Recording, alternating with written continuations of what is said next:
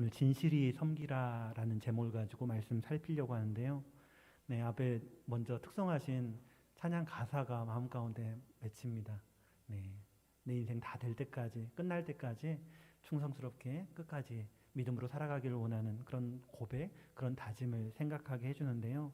정말 어떤 사람이 진실이 섬기는 사람인가 아니면 그렇지 않은 사람인가, 이것을 구분하는 데는 시간이 오래 필요한 것 같습니다. 왜냐하면 진실하게 살려고 하다가도 실수로 잠깐 넘어진다거나 잘못한다거나 그럴 수 있기 때문이죠. 그래서 진실이 섬기는가 그렇지 않은가는 정말 오래오래, 특별히 우리 성도님들 친구를 사귈 때 정말 오랜 시간을 두고 사귀어왔던 그 친구, 신실하고 그 친구를 정말 잘 알고 그렇게 이해가 되지 않습니까? 네, 진실이 섬기는가 그렇지 않은가. 네, 처음부터 끝까지, 때로는 중간중간에 넘어지고 실수하는 부분이 있다 할지라도 끝까지 포기하지 않고, 혹시 7번 넘어진다 할지라도 8번까지 다시 일어나서 다시 한번 주님을 바라보고 진실하게 한 걸음 한 걸음 나아가는 삶, 이것이 하나님께서 우리에게 원하시는 진실한 삶이 아닌가 하는 생각을 해봅니다. 오늘 살펴보는 이 사무엘서에서, 이 사무엘서 전체 처음부터 끝까지의 가장 중요한 주제라고 한다면 이렇게 말씀드릴 수 있습니다. 악인은 잠시 번성할 수도 있습니다. 악인은 잠시 번성하는 듯 하지만 하나님께서 그것을 다 지켜보시고 그것을 하나님께서 벌하시고, 또 의인은 때때로 잠시 고난을 받기도 하지만 하나님께서 그들과 함께 계셔서 그들을 보호하고 인도해 가신다라는 것을 이 사무엘서는 역사적인 과정을 통해서 이렇게 이야기를 해주고 있습니다. 특별히 오늘 보면은 사무엘이 나이가 많이 든 후에, 사무엘서는 사무엘이 아주 어릴 때부터, 태어나기 전부터 시작되어서 아주 어릴 적부터 베옷을 입고 하나님을 섬겼던 그 모습을 다 기록해주고 있는데요. 그 사무엘이 늙은 후에 이제 이스라엘 백성들이 왕이 있어야 되겠다라고 말하고 왕을 요구한 8장 이후에, 8장의 사건 이후에 이제 사무엘이 사울을 기름 붓게 되죠. 그리고 다시 길갈에서 사울을 왕으로 삼게 됩니다. 그 이후에 사무엘이 온 이스라엘 백성들에게 했던 말의 뒷부분이라고 할 수 있습니다. 오늘 말씀 19절부터 25절까지만 읽었지만 본문은 어디서부터 시작되는가 하면 1절부터 이어지고요. 1절부터 시작되어서 쭉 이어지기 때문에 앞부분을 간략하게 살펴볼까 합니다. 먼저 앞에 살짝 보십시오. 12장 1절부터 5절까지 보시면 사무엘이 내가 어떻게 살아왔는가 그것을 물어보고요. 자신이 잘못한 것이 없다라는 것을 증언하게 합니다. 뇌물을 받은 것도 없고 나귀를 빼앗은 적도 없고 사람을 속인 적도 없고 그렇게 진실하게 살아왔음을 먼저 이야기하고요. 그렇게 자신이 그런 삶을 살아왔음을 백성들의 입을 통해서 이야기하게 한 다음에 그 삶을 근거로 해서 자신이 어떻게 살아왔는가, 자신이 이러이러한 삶을 살아왔음을 근거로 해서 이제 이스라엘 백성들이 이들에게 이제 이야기를 시작하는데요. 그 앞절 6절부터 18절까지 이스라엘을 하나님께서 애굽에서 인도해 내시고 여러 가지 어려움에 건져내셨다라는 것을 이야기를 합니다. 그리고 그 하나님 여호와께서 이스라엘의 왕이신데도, 그 이스라엘의 왕이 바로 우리 하나님이신데도 불구하고 지금 이스라엘 백성들, 너희들은 어떻게 했는가, 왕을 요청하고 왕을 세웠다라는 것을 사무엘은 지적하고 있습니다. 그리고 그것이 어떠한 것인가, 하나님 앞에서 하나님의 목전에서 행한 죄악임을, 범죄였음을, 그리고 그 죄악이 얼마나 큰가 하나님께서 보내시는 우레와 비를 통해서 알게 하고 있습니다. 네, 17절에 보시면 오늘은 밀베는 때가 아니냐, 내가 여호와께 아뢰리니 여호와께서 우레와 비를 보내사 너희가 왕을 구한 일, 곧 여호와의 목전에서 범한 죄악이 큼을 너에게 밝히 알게 하시리라 라고 이야기하는데요. 바로 다음 절 18절에 여호와께서 그날에 우레와 비를 보내셨음을 기록하고 있습니다. 여기서 우레와 비가 내리는 것, 그 의미가 무엇인지 잠깐 생각해 봤으면 좋겠습니다. 우리나라는 비가 오고 싶으면 오죠. 이번 주에도 비가 왔다가 그 다음 날은 엄청 뜨거웠다가, 너무 특별히 목사님 운동하실 때 햇빛이 너무 뜨거워가지고 피부가 빨갛게 익은 것을 오늘 1부 예배, 2부 예배 드리면서 다 보셨죠. 네. 비가 엄청나게 쏟아졌고요. 날씨가 너무 뜨겁기도 하고요. 왔다 갔다 왔다 갔다 했습니다. 네, 우리나라는 원래 그렇습니다. 비가 오고 싶으면 오고요. 오기 싫으면 안 오고요. 너무 더울 때도 있고 갑자기 시원해지기도 하고 정말 갈팡질팡한 그런 날씨인 것 같습니다. 그런데 우리나라는 그런데 이스라엘은 그렇지 않습니다. 이스라엘은 지중해성 기후라서 거의 일정합니다. 특별한 일이 없는 이상은 거의 날씨가 겨울에는 비가 오고 또 여름에는 건조하고 여름에 비가 오는 일 거의 없습니다. 그런데 만약 바로 이럴 때 특별히 오늘 본문에 나타난 사건에서 미리 수확할 때쯤입니다. 미리 수확할 때 비가 오면 어떻게 될까요? 작물이 비에 젖어버립니다. 비에 젖어버리면 이제 그 미리 품질이 떨어져 버리고 미리 상하게 되고 썩게 되는 그런 일들까지 이어집니다. 이것은 또 어떤 일로 이어지는가? 그 다음 해에 기근으로 사람이 먹을 것이 없어 굶주리게 되는 이 기근으로까지 이어지게 되는 특별한 사건입니다. 그래서 오늘 본문에 오늘은 밀베는 때가 아니냐. 이때는 비가 거의 안 옵니다. 비가 안 옵니다. 안 오는 게 맞습니다. 그런데 지금 사무엘이 특별히 하나님께 간구하고 또 하나님께서 우레와 비를 내리신 것을 오늘 본문을 통해서 볼 수가 있는 거죠. 그러니까 그냥 비를 구해서 비가 왔다 이 정도가 아니라 그 이스라엘에 계속해서 이어지는 기후가 어떠했는가. 지금 밀베는 때는 비가 안 오는 게 맞습니다. 절대 안 옵니다. 그런데 오늘 특별하게 사무엘이 하나님께 간구했고 그 간구에 대해서 하나님께 응답하신 사건으로 기록하고 있고요. 또 이때 비가 오는 것은 기근으로까지 이어지는 굉장히 큰 농작물의 피해를 가져다주는 굉장히 심각한 사건임을 우리는 알고 있어야 합니다. 그러니까 지금 이스라엘 백성들이 하나님께 이스라엘의 왕을 요구했다라는 이것이 단순히 이 종교 지도자인 사무엘이 봤을 때 이거는 나쁜 일이다 경고하는 이 정도, 지도자가 봤을 때 개인적인 불평과 원망을 지금 이스라엘 백성들에게 하고 있는 것이 아니라 이스라엘을 인도하시고 지금까지 이끌어 가시고 지금도 함께 하시는 그 하나님께서 엄중한 경고로 너희들이 큰 범죄를 행한 것이야 라는 것을 분명하게 알게 해주시는 아주 굉장히 중요한 사건이라고 말씀드릴 수가 있습니다. 그 하나님께서 보여주신 이 특별한 사건, 이 밀베는 시기에 비가 내리고 우리가 치는 이 특별한 사건에 대해서 오늘 본문은 이스라엘 백성들의 반응으로 시작하고 있습니다. 19절 말씀에 이렇게 시작하는데요. 모든 백성이 사무엘에게 이르되 당신의 종들을 위하여 당신의 하나님 여호와께 기도하여 우리가 죽지 않게 하소서. 우리가 우리의 모든 죄에 왕을 구하는 악을 더하였나이다 라고 이스라엘 백성들은 이야기하고 있습니다. 비가 조금 내렸는데 왜 우리를 죽지 않게 하는가? 바로 앞에서 말씀드렸지 않습니까? 이 밀베는 때에 비가 내리면 기근이 일어나고 심각한 위기에 처하게 된다라는 거죠. 그리고 오늘날처럼 생산품이 많이 있고 공산품도 많이 있어서 뭐 기근이 생기면 뭐 몇 년 더 버티지 이게 아니라 고대에서는 이 기근이 일어났다라는 것도 굉장히 심각한 생명의 위기 가운데 있는 것입니다. 그래서 지금 이스라엘 백성들은 우리가 죽지 않게 하소서라고 간절하게 이야기를 하고 있는 것이죠. 지금 이스라엘 백성들이 자기를 죽지 않게 해달라라고 이야기하는데 그 전까지 이스라엘 백성들이 무엇을 이야기했는가 하면 왕정, 하나님 왕을 세우십시오. 왕을 세우는데 이러이러한 원인들이 있고 이러이러한 필요가 있기 때문에 꼭 왕이 세워져야 됩니다 라고 이야기를 했습니다. 사무엘의 자녀들, 사무엘의 아들들이 잘못을 하고 실수를 했습니다. 분명히 잘못했고요. 또 하나님께서 예전에 약속하신 대로 왕을 세우게 되었을 때를 이야기를 하셨습니다. 그러니까 율법에 살펴보면 하나님께서 언젠가 왕을 주시게 될 것을 이스라엘 백성들도 알고 있었던 거죠. 그리고 지금 상황 가운데 종교 지도자들이 문제를 일으키니까 사무엘에게 이러한 근거를 가지고 또 뿐만 아니라 외세 위협 가운데 있었기 때문에 이제 앞에서 국민들 앞에서 백성들 앞에서 나가서 싸울 왕이 있어야 되겠다. 그 정당성을 아주 1번, 2번, 3번, 4번 정확하게 근거를 들어가지고 요구를 했었습니다. 이스라엘 백성들이 그렇게 이야기를 했었죠. 그런데 그렇게 왕을 요구했던 그 사건, 하나님의 통치 대신에 자신들의 욕망을 대변할 왕을 구했던 것, 이것이 부정할 수 없는 범죄였고요. 이것은 또 다른 의미로 하나님을 버리고 우상을 섬기는, 우상은 아니죠. 네, 왕입니다. 왕을 섬기겠다라고 말하고 있는, 그러니까 다른 표현으로 오늘 본문에서도 이야기하고 있지만 또 다른 우상 숭배였음을 지금 보여주는데요.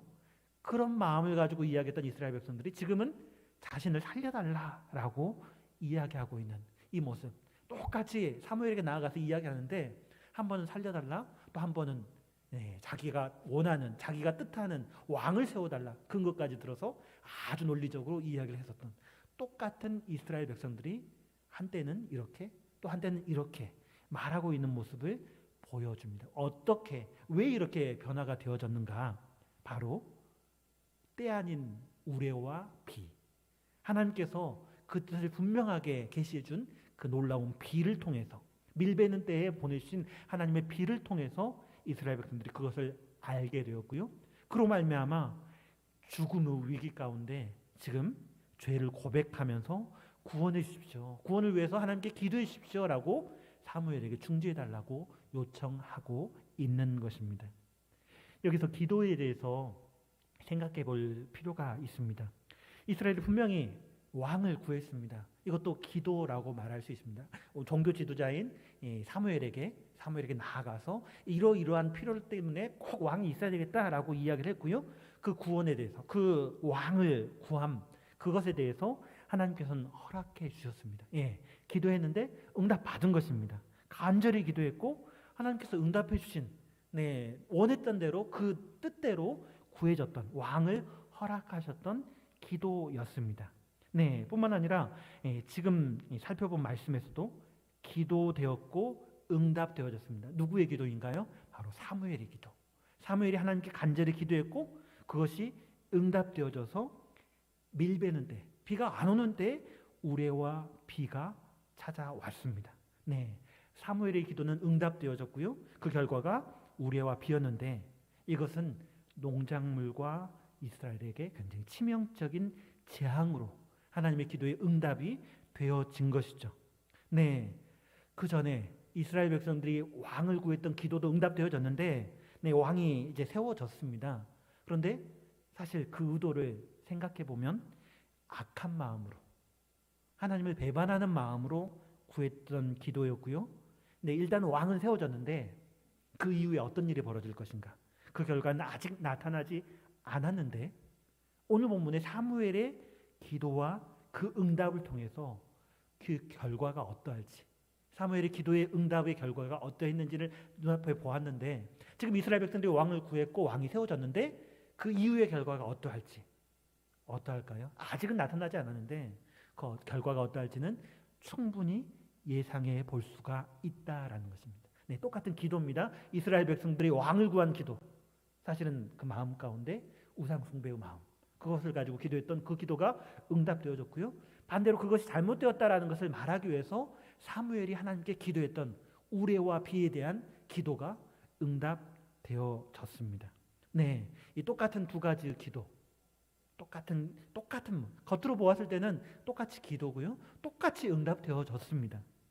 그런데 이 기도와 저 기도는 분명히 다르다라는 사실이죠. 우리 풍암전독교 성도 여러분들 기도 많이 하십니까? 무엇을 기도하시나요? 어떤 것을 바라는 마음으로 간절히 기도하십니까? 여기 조금 조심스러운 말이지만 간절한 기도는 간절하다고 해서 그게 다 능사는 아니다라는 것을 생각해 볼 수가 있습니다. 마치 이스라엘 백성들의 기도처럼 탐욕으로, 욕심으로, 자기의 정욕으로 구한 기도가 응답되어지는 것은 당장 내 눈앞에서는 그게 이익인 것처럼 느껴지지만, 그것이 정말 좋은 것처럼 느껴지지만 차근차근 시간이 흘러 돌아보았을 때 그것이 손해가 될 수 있고요. 지금 당장은 득처럼 보이지만 시간이 흘러 돌아보았을 때 그것이 득이 아니라 내 삶의 독이 될 수도 있다라는 사실입니다. 기도의 과정도 굉장히 중요하고요. 기도의 결과도 중요하지만 더 중요한 게 무엇인가? 똑같은 두 가지 기도를 비교해 봤을 때 그 기도의 동기, 그리고 어떻게 기도하는가, 그 내용이 무엇인가? 기도의 동기와 의도와 그 내용도 중요하다라는 사실입니다. 혹시 간절히 기도해서 응답되어졌는데 간절한 마음으로 정말 간절한 마음으로 기도했는데 혹시 잘못된 기도가 있지는 않습니까? 하나님께 응답 받았지만 하나님 그거 꼭 이루어졌으면 좋겠습니다. 응답되었습니다.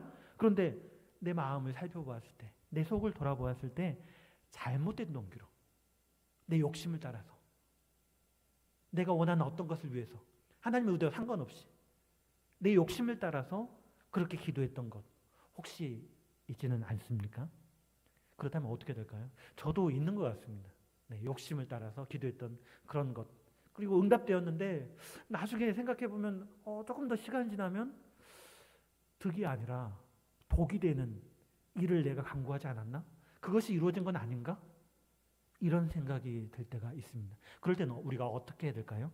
오늘 본문에서도 그것까지도 이야기해주고 있습니다.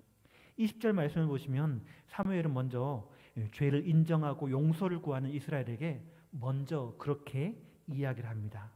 두려워하지 말라. 두려워하지 말라. 사무엘은 이스라엘 백성들에게 그렇게 이야기를 하고요. 단지 그렇게 위로만으로 끝난 것이 아니라 두려워하지 마십시오라고 끝난 것이 아니라 어떻게 해야 할 것인가? 이제 앞으로 전심으로 하나님만을 섬기라라고 이야기를 합니다. 이 말은 무슨 말인가? 하나님이 누구신가? 이스라엘의 왕, 내가 원해서 구했던 그 왕이 아니라 진짜 이스라엘의 진정한 왕은 누구신가? 바로 하나님께서 우리의 왕 되심을 알고 하나님께서 우리를 이스라엘 백성들을 애굽에서 건져내시고 이끌어 가시고 지금까지도 함께 하시는 이 진정한 왕이 바로 우리 하나님이심을 알고 충성을 그분께 행하라라는 그런 요구이죠.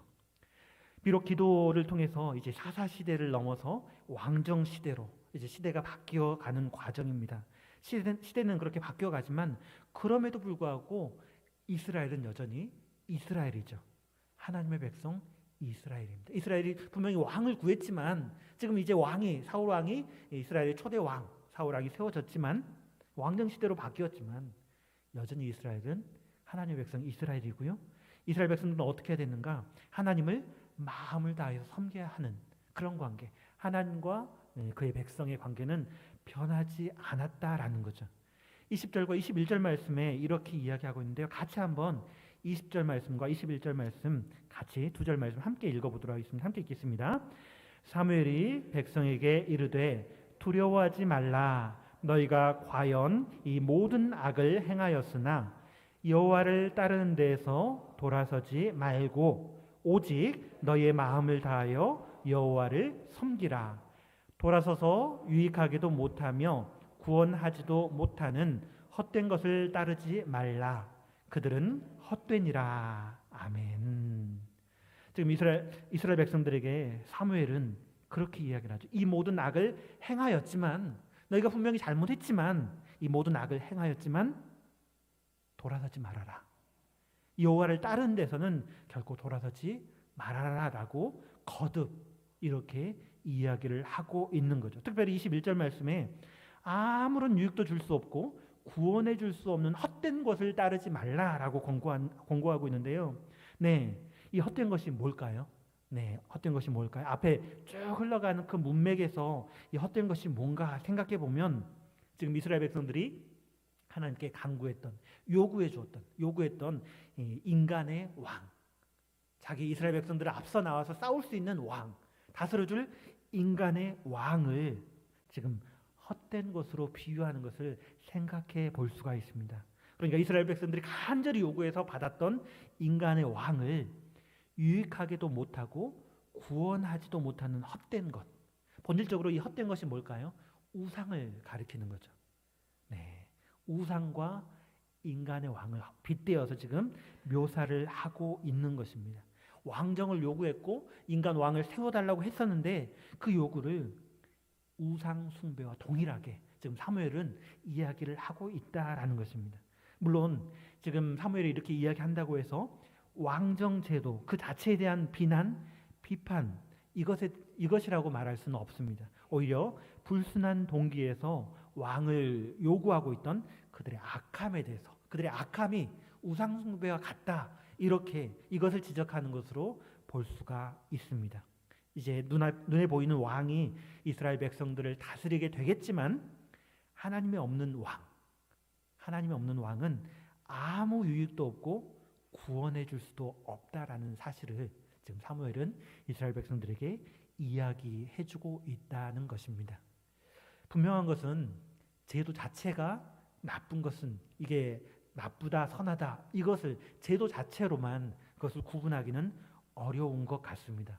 특별히 우리나라가 자본주의를 따르고 있는데요. 자본주의 좋은 점도 있죠. 그리고 나쁜 점도 있습니다. 분명히 나쁜 점들이 굉장히 많이 드러나고 있어서 이 자본주의를 수정해 나가는 그런 과정 가운데 있는데요. 특별히 하나님 없는 자본주의가 어떠한가 그 결과를 오늘날 잘 보고 느끼고 있는 것 같습니다. 빈부의 격차가 너무 심해지고 어떤 사람들은 자유롭게 또 어떤 사람들은 계속 억압받으면서 고통받으면서 그렇게 살아가는 모습들을 보고 있습니다. 그렇지만 자본주의 자체가 나쁘다 이렇게 말할 수는 없는 것 같아요. 똑같은 자본주의 안에 살아가지만 하나님을 경외하고 믿고 살아가는 사람들은 자본주의 안에서도 굉장히 아름답고 선하게 살아가시죠. 또 가지고 있는 것들이 없다 할지라도 그 가운데서도 이웃을 돌보고 사랑으로 섬기는 그런 모습들을 우리는 종종 보게 됩니다. 그러니까 제도 자체가 선하다 나쁘다 판단할 수는 없는 거죠. 이 건강도 마찬가지입니다. 건강은 정말 필요하고 중요하지 않습니까? 저도 기도합니다. 우리 부모님 건강하게 해주십시오. 우리 가족들 모두 다 건강하게 해주십시오. 우리 성도님들 모두 다 건강하셨으면 좋겠습니다. 이렇게 기도합니다. 특별히 아프시고 또 병 치료 가운데 계신 분들 새벽마다 생각하고 기도하는데요. 건강 꼭 필요하고 좋은 것입니다. 그런데 만약 건강합니다. 건강한 굉장히 하나님께서 주신 선한 이 건강을 가지고 악을 행한다면, 건강한 몸을 가지고 나쁜 짓을 행한다면 유익일까요? 오히려 아픈 게 더 낫지 않을까요? 우리 사업 잘 되기를 구하시죠. 사업을 일구시고 또 사업을 해나가신 분들은 사업이 잘 되기를 간절히 기도할 것입니다. 그런데 하나님께서 잘 되게 해주신 그 사업을 가지고 내가 하나님께서 주신 그 놀라운 부를 가지고 그 부로 하나님께서 기뻐하지 않는 어떤 일, 범죄하는데 그것을 사용하게 된다면 그 부는 축복이라기보다는 오히려 재앙이라고도 생각할 수 있을 것 같습니다. 요컨대 중요한 것은 제도가 무엇인가가 아니고 그 제도가 어떻게 사용되어지는가 바로 그것이고요. 또 제도 가운데 있다 할지라도 혹시 안 좋은 제도 가운데 있다 할지라도 그 속에서 우리가 누구를 따르는가, 누구를 따라가는가 이것이 중요하다라는 사실입니다. 지금 우리는 자본주의 사회에서 하나님을 자유롭게 믿고 찬양하고 살아가지 않습니까? 북에도 그 공산주의 제도 아래에 있지만 그곳에 숨어서 하나님을 찬양하고 목소리 죽여서 찬송하고 예배하는 성도들이 있다라는 사실이 들려지고 있습니다. 제도가 중요한 것이 아니라 그 가운데 우리가 누구를 따르고 있는가 이것이 중요한 것이죠. 유익하게도 못하고 구원하지도 못하게 하는 그런 헛된 것을 따르고 있는가 아니면 우리의 참 하나님, 우리의 구원자 되신 하나님, 독생자 예수 그리스도까지 아끼지 아니하시고 십자가에 내오신 그 하나님, 나의 하나님, 우리의 주님을 마음을 다해서 섬기고 따라가는가? 둘 중에 어느 쪽을 선택하고 계십니까? 혹시 이런 질문도 하실 수 있을 것 같습니다. 우리가 마음을 다한다고 했는데 누가 장담할 수 있을까요? 내가 정말 진실히 하나님을 섬기고 싶은 마음은 간절한데 진실이 섬기고 있는가? 정말 마음을 다해서 하나님을 따라가고 있는가? 실수하면 어떻지? 잘하려고 했는데 잘못할 수도 있는데 정말 잘 따라가고 있을까? 지금 잘 따라가고 있는가? 따르는 도중에 실수가 있으면 어떤가? 걱정되고 우려도 할 수 있을 것 같습니다. 하지만 오늘 본문을 통해서 생각해 볼 수 있는 것은 따르는 도중에 실수가 있어도 실수를 의도적으로 해서는 안 되겠지만 따르고자 하는데 실수가 있어도 괜찮다라는 겁니다. 잘못된 기도를 했더라도 지금 사무엘은 이야기해주고 있습니다. 두려워하지 말라. 분명히 잘못한 것을 깨우쳐 준 다음에 지금 사무엘은 그것을 이야기해 주고 있습니다. 두려워하지 말라. 두려워하지 말라. 그리고 다시 하나님을 따르라라고 권면해 주고 있는 것을 볼 수가 있습니다. 네, 한번 실수해도 결코 넘어지지 마십시오. 나는 어쩔 수 없어. 포기하고 낭망하지 마시라는 겁니다. 여호와 하나님을 따르는 데서 돌아서지 말고 마음을 다해서 여호와를 섬기라라고 지금 본문에서 사무엘은 이스라엘 백성들에게, 왕을 구하는 잘못을 했던 우상 숭배와 같은 그런 범죄를 했던 이스라엘 백성들에게, 그래서 지금 비가 내리고 우레가 치는 이 놀라운 기적 하나님께서 보여주심으로 깨닫게 되어서 자기가 범죄하였음을 고백하고 구원해 주십시오, 기도해 주십시오라고 말하고 있는 이스라엘 백성들에게 지금 사무엘은 그렇게 이야기하고 있다라는 사실입니다. 두려워하지 마십시오. 계속해서 하나님을 따르십시오. 그렇게 하나님을 섬기십시오라고 이야기합니다. 그리고 이어지는 22절 말씀처럼 왜 그러한가? 왜 그래야 되는가? 그것을 이야기해 주고 있는데요. 22절 말씀에 이렇게 기록하고 있습니다.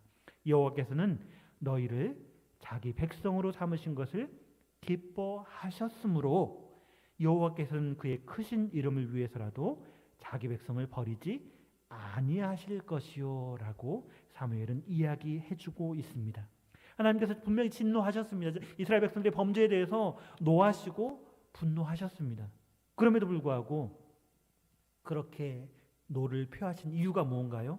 이스라엘 백성들을 버린 것이 아니라 그 이스라엘 백성들이 다시 돌이키기를 원하셔서 지금 밀베는 때에 우레와 구름을 보내셔서 비를 보내셔서 깨닫게 해주신다라는 겁니다.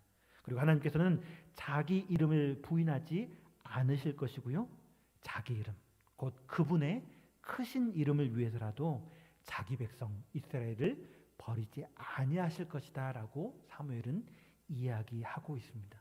그렇습니다. 하나님께서는 우리를 너무너무 사랑하셨고요, 그 사랑하심을 십자가에 독생자 예수 그리스도를 내어주기까지 하시면서 우리를 사랑하셨습니다. 그렇게 우리를 그리스도인 되게 하셨습니다.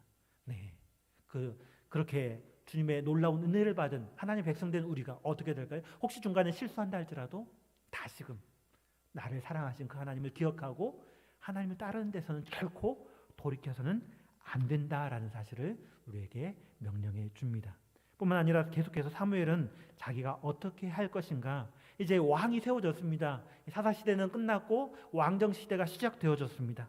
아직 사무엘은 사사이지만 이제 그 시대는 끝나가는데 사무엘은 어떻게 하겠다라고 이야기합니까?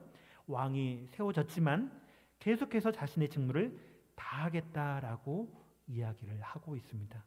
사실 오늘 본문은 사울 왕이 이스라엘을 왕으로 취임하는 어찌 보면 취임식과 같은 그런 시간입니다. 그리고 이제 사무엘은 오늘 연설을 통해서 연설을 마치고 이제 사무엘은 이스라엘을 다스리는 사사직에서 물러나는 시간이라고도 말할 수 있습니다. 하지만 그럼에도 불구하고 사무엘은 죽는 순간까지 이 제사장적 중보와 선지자적인 직무를 다하겠다라고 이스라엘 백성들에게 이야기해 주는 거죠. 이스라엘이 하나님을 거부하고 왕을 세웠지만 왕이 세워지고 이제 사무엘을 거부하고 자신을 다스릴 왕을 이스라엘 백성들이 세웠지만 그럼에도 불구하고 사무엘은 하나님의 입이 되어서 왕과 백성들에게 선하고 의로운 도를 계속해서 가르칠 것이다라고 이야기를 하고 있다라는 사실입니다. 백성들이 요구하고 또 백성들이 왕을 요구했고 또 하나님께서 세우신 이 왕, 이제 사울 왕이 세워졌는데 그 왕에게 통치의 사명이 주어졌는데요. 이제 선지자 사무엘은 계속해서 말씀 선포의 사명을 감당해 나가겠다라고 이야기를 하고요. 특별히 사무엘은 백성을 위해서 쉬지 않고 쉼없이 기도하겠다라고 약속을 하고 있습니다. 뿐만 아니라 23절 말씀처럼 기도하기를 쉰다면 그것은 죄를 짓는 일이다라고 규정하면서 기도의 사명을 다할 것이다. 나는 범죄하지 않고 기도의 사명을 다 하겠다라고 고백하고 있는 것이죠. 그리고 제일 마지막 한 번 더 사무엘은 이스라엘 백성들에게 권면과 함께 경고의 말씀을 더해서 말씀하고 있는데요. 24절과 25절 말씀이 그 말씀입니다. 네, 이스라엘 백성들을 사랑하는 마음으로 자기 백성들, 하나님의 백성들을 너무너무 사랑하는 마음으로 권면하고 또 경고하고 있는 이 사무엘의 마음을 생각하면서 24절과 25절 2절 말씀 함께 읽어봤으면 좋겠습니다. 함께 읽겠습니다.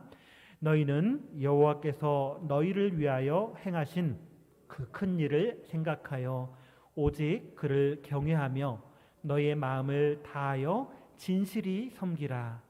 만일 너희가 여전히 악을 행하면 너희와 너희 왕이 다 멸망하리라.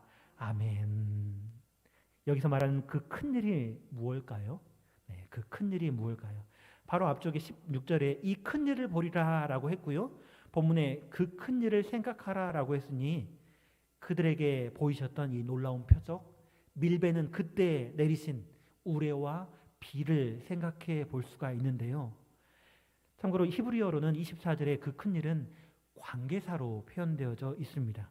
그러니까 본문의 흐름을 따라서 오늘 본문의 그 큰 일, 이것을 하나님께서 오늘 보여주신 우레와 비를 통해서 하나님의 표징으로도 이해할 수 있지만 또 더 생각해 볼 수 있는 게 있습니다. 오늘 본문 7절에 보시면 이스라엘 열조에게 보이신 위대한 역사를 사무엘은 이미 앞에서 이야기했는데요. 이스라엘을 애굽에서 건져내시고 광야에서 이끌어 가시고 지금까지도 이끌어 오신 그 하나님의 통치, 그 신실하신 다스림, 이것에 대해서도 생각해 볼 수가 있습니다. 그러니까 둘 중에 하나일 수도 있고 둘 모두일 수가 있는데요. 네, 어쨌든 하나님께서 사무엘을 통해서 이야기하신 것, 그 큰 일을 생각하라, 기억하라 라고 이야기를 하고 있다라는 사실입니다. 여호와께서 이스라엘 백성들을 위해서 행하신 위대한 일들, 그 오랜 시간 동안 우리 조상부터 시작해서 지금까지 그 위대한 일들을 행하시고 이끌어 주셨는데 그 일들을 기억함으로 그를 경외하며 마음을 다하여 진실이 섬기라 라고 그렇게 권면하고 있는 말씀입니다. 네, 구원의 은혜로 인한 감사든지 또 오늘 본문에 특별하게 보이신 본문의 경고, 우레와 비, 이 사건으로 인한 하나님에 대한 경외심, 두려움이든지 어느 쪽이든지 이스라엘 백성들에게 요구하는 것은 한 가지입니다. 하나님을 기억하고 하나님께 온전히 순종하고 하나님만을 섬기는 그것을 하나님께서는 이스라엘 백성들에게 요구하고 있다라는 사실입니다.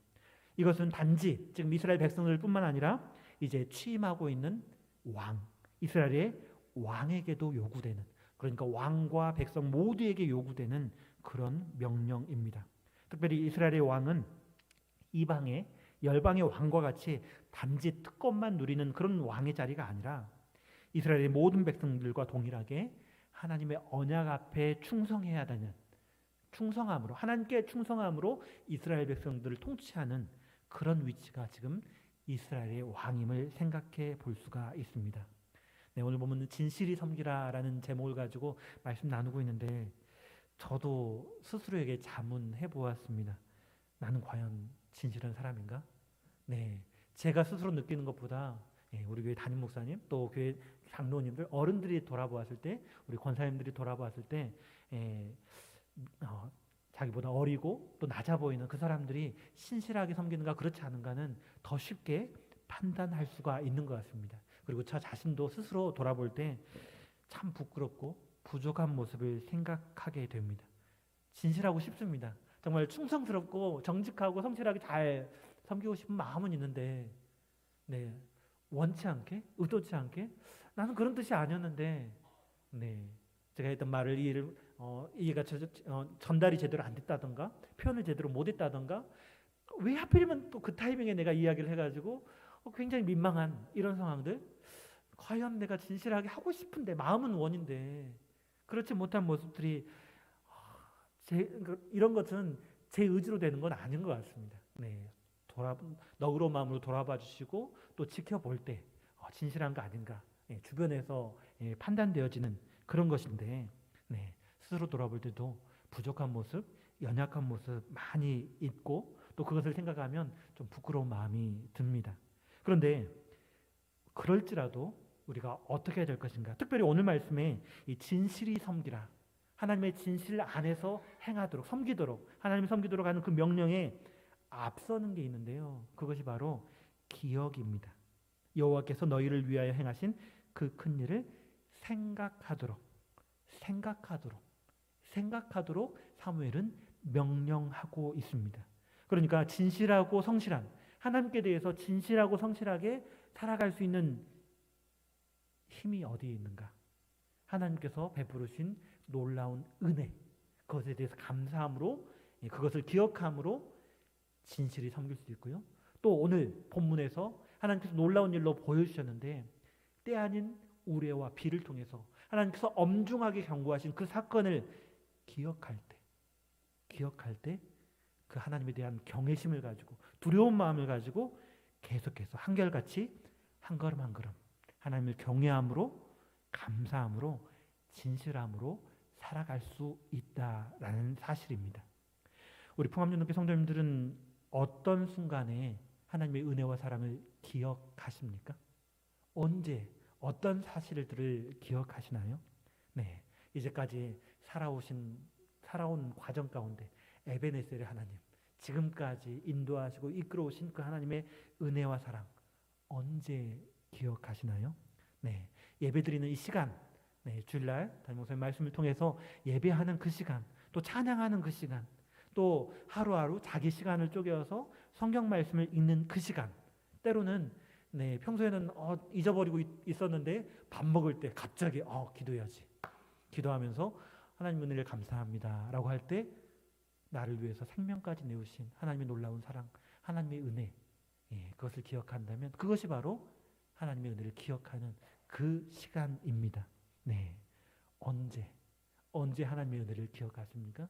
날마다 계속해서 기억해야 되겠죠. 네, 특별히 우리가 하나님의 은혜를 기억하는, 하나님을 더욱더 경외하게 하는 그 시간, 우리 성도님들 귀하게 여기시고요, 아름답게 여기시고, 그 기억함으로 말미암아 하나님을 더욱더 신실하게, 더욱더 진실하게, 하나님께 충성스럽게 그렇게 섬겨나가시는, 특별히 나를 위해서 행하신 하나님의 놀라운 일, 놀라운 그 일들을 잘 기억함으로 하나님께 충성을 다하는, 진실히 여호와를 섬기는 우리 모두가 되기를 간절히 축원합니다. 기도하겠습니다. 사랑하는 감사합니다. 예수 그리스도의 보혈의 공로로 우리를 하나님의 자녀 삼으신 아버지 하나님, 우리가 기도할 때 욕심을 따라 하는 것이 아니라 주님의 뜻 안에 기도하게 하여 주시옵고, 쉼없는 기도와 말씀 묵상을 통해서 주님의 은혜를, 지금까지 우리를 이끌어 가시고 또 구원하셨던 그 놀라운 은혜를 잘 기억하며 그 기억을 힘입어 날마다 주님을 진실히 섬기는 우리 모두가 되게 하여 주시옵소서. 감사합니다. 예수님 이름으로 기도드립니다. 아멘.